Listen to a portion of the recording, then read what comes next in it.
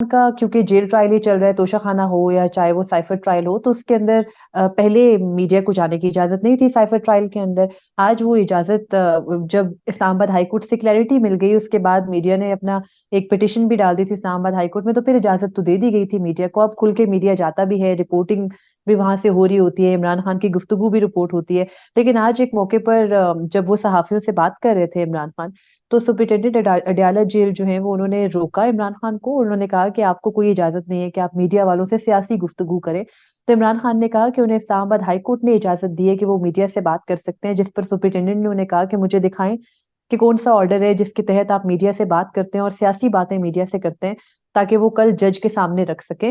तो ये तल्ख कलामी उनके साथ हुई, जाहिर है हमारे तक तो इतनी ही बात पहुंची, लेकिन अंदर जब हुई होगी, मीडिया को निकाल दिया गया था। बाद में जो आईजी जेल खाना जाते हैं वो भी पहुंचे।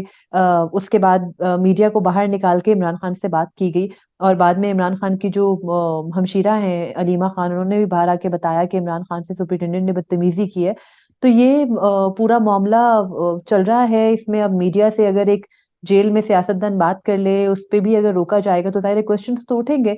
लेकिन इमरान खान से तल्ख कलामी सुपरिटेंडेंट अडयाला जेल की हुई है। उनकी 2 दफा तो पेशी भी हो चुकी है इस्लामाबाद हाई कोर्ट में, उनको जाती हैसियत में भी बुलाया गया था, लेकिन स्टिल वो पाबंदी अपनी जगह पर है। तो इमरान खान को मीडिया से बात करने पर आज जरा सुपरिटेंडेंट ने रोक दिया था, और फिर उन्होंने उस पे अपना एहतजाज एक तरह से रिकॉर्ड करवाया, और वो मीडिया पर रिपोर्ट भी हुआ, जो सहाफी जब तक वहां पर मौजूद थे वो कर जी सके। बिल्कुल। तो रोकने की कोशिश जो है वो भी क्रिएट कर देती है खबर। जो वो बोलते हैं वो भी खबर होती है। तो ये एक बात तो है इसके, इसका तो दाद देनी चाहिए खान साहब को कि उनको पता है कि मीडिया को कैसे मैनेज करना है और खबरों में कैसे रहना है।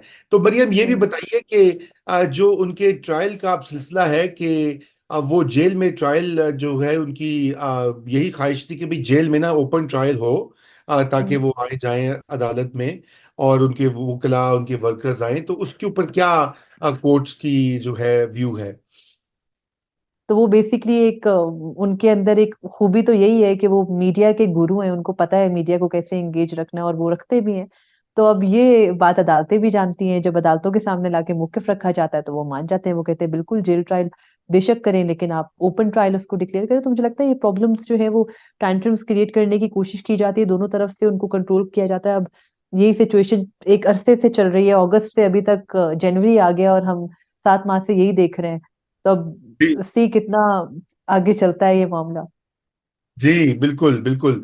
मरियम बहुत शुक्रिया हमें ज्वाइन करने का। और ये अब मैं इससे पहले कि आप को हम इजाजत दें जाने की, ये बताइए सुप्रीम कोर्ट में जो दाखिले पर पाबंदी है सहाफियों की, और उसको कैसा देखा जा रहा है? क्योंकि मैंने ट्वीट्स में तो देखा है, सोशल मीडिया पे तो काफी इसके ऊपर सख्त किस्म के व्यूज आ रहे हैं। क्यों ये किया गया है, किस वजह से? कि जो भी जो हालिया तनकीद हुई है जस्टिस काजी फाइज ईसा के फैसले पर, या कोई और इसके पीछे मुहर्रिकात हैं?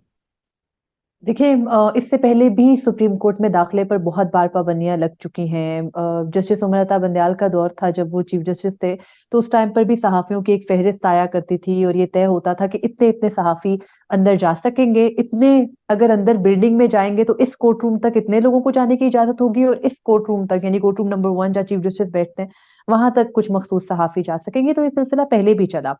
रिसेंटली जो जजेस गेट है सुप्रीम कोर्ट का, उसके सामने कुछ सहाफियों ने और यूट्यूबर्स ने धरना दे दिया था इस बात पे कि उनको एंटर नहीं होने दिया जा रहा था सुप्रीम कोर्ट में। तो ये प्रॉब्लम सारी वहां से निकली थी, और उसके बाद फिर ये चीज नोटिस में आई कि नहीं, सुप्रीम कोर्ट के अपने रिपोर्टर्स के कार्ड होने चाहिए ताकि बार बार ये मामला ना उठे।